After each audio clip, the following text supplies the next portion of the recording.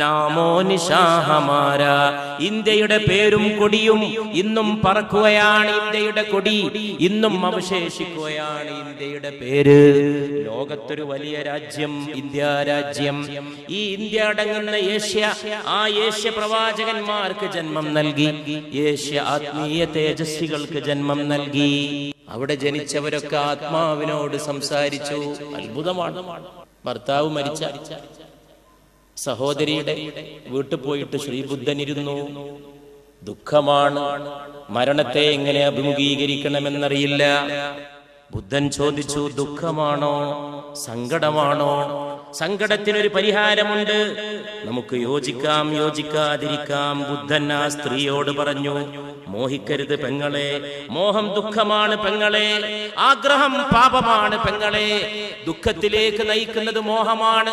സകല മോഹങ്ങളും വെടിഞ്ഞാൽ ദുഃഖത്തിൽ നിന്ന് മോചനമായെന്ന് കപിലവസ്തുവിന്റെ പുത്രനായ ഗൗതമൻ എന്ന സിദ്ധാർത്ഥൻ. മൂവർണ്ണക്കൊടി പറക്കണം, ഇന്ത്യയുടെ ദേശീയ കൊടി.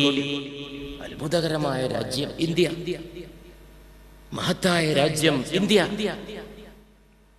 ഈ ഇന്ത്യയിൽ പിറന്ന ഒരാൾക്കും അക്രമിയാകാൻ കഴിയില്ല, വർഗീയവാദിയാകാനും കഴിയില്ല.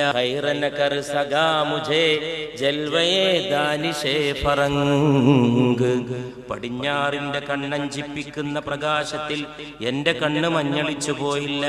കാരണം ഞാൻ മദീനയിലെ മണ്ണുകൊണ്ട് എന്റെ കണ്ണിൽ സുറുമ തേച്ചിരുന്നുവെന്ന് പറഞ്ഞ മഹാനായ ദാർശനിക കവിക്ക് ജന്മം നൽകിയതും ഭാരതത്തിന്റെ മണ്ണ്, ഇതിഹാസം പൂത്ത മണ്ണ്.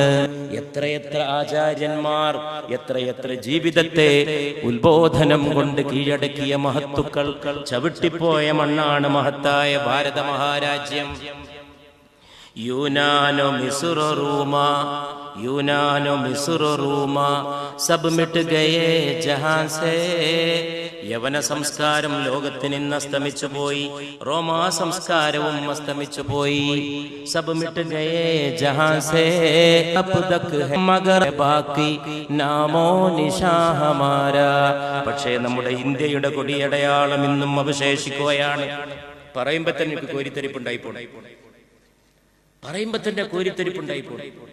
യവന സംസ്കാരം അസ്തമിച്ചു പോയി. റോമൻ സംസ്കാരവും തിരോഭവിച്ചു പോയി. പക്ഷേ ഇപ്പോഴും ബാക്കിയായി അവശേഷിക്കുകയാണ് നാമോ നിശാ ഹമാരാ. സ്നേഹഭാജനമായ പുണ്യനബിയുടെ സദസ്സിനെ അലങ്കരിക്കുന്നത് ആ നബിയെ സ്നേഹിക്കുന്നവർ മാത്രമാണ്. സല്ലല്ലാഹു അലൈഹി വസല്ലം.